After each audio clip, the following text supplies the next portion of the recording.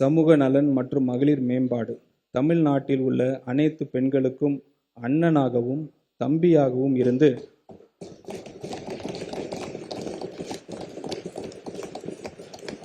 அவர்களுக்கு எப்போதும் துணை நிற்பவர்தான் நமது மாண்புமிகு முதலமைச்சர் அவர்கள். திருமணம் என்பது ஒவ்வொரு பெண்ணின் வாழ்விலும் ஒரு மகிழ்ச்சியான தருணமாகும். இந்த தருணத்தை கொண்டாடும் விதமாக தமிழ்நாட்டில் பெண்கள் அனைவரையும் தன் குடும்பத்தில் ஒருவராக கருதும் நமது மாண்புமிகு முதலமைச்சர் அவர்கள் அப்பெண்களின் திருமணம் நாளில் நமது அரசின் சார்பாக 8 கிராம் தங்க நாணயமும் ஒரு பட்டு புடவையும் அண்ணனின் சீராக வழங்க இருக்கிறார். இத்திட்டத்தினை செயல்படுத்த திருத்த வரவு செல்ல திட்ட மதிப்பீடுகளில் 812 கோடி ரூபாய் நிதி ஒதுக்கீடு செய்யப்படுகிறது.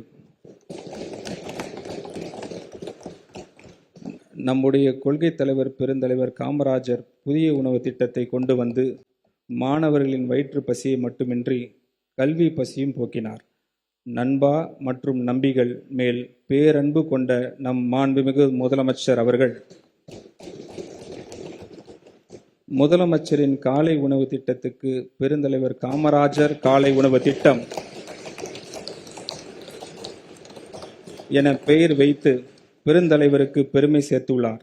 6ஆம் வகுப்பு முதல் 8ஆம் வகுப்பு வரை அரசு மற்றும் அரசு உதவி பெறும் பள்ளி மாணவர்களுக்கு இத்திட்டத்தினை மாண்புமிகு முதலமைச்சர் அவர்கள் விரிவுபடுத்தியுள்ளார்.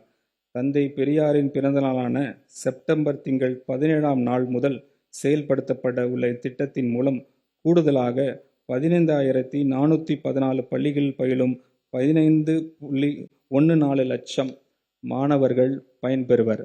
இத்திட்டத்திற்காக திருத்த வரவு செலவு மதிப்பீடுகளில் 710 கோடி ரூபாய் நிதி ஒதுக்கீடு செய்யப்படுகிறது. மூத்த குடிமக்கள் கண்ணியமான வாழ்க்கை, மகிழ்ச்சியான முதுமை மற்றும் விரைவான சமூக பாதுகாப்பை உறுதி செய்து முதியோருக்கு உகந்த சூழல் கொண்ட மாநிலமாக தமிழ்நாட்டை உருவாக்குவதில் இந்த அரசு உறுதியாக உள்ளது.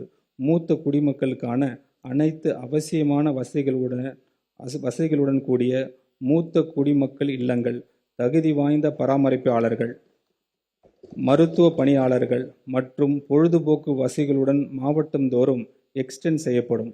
முதலாம் ஆண்டில் 12 மாவட்டங்களில் 12 முதியோர் இல்லங்கள் அமைக்கப்படும்.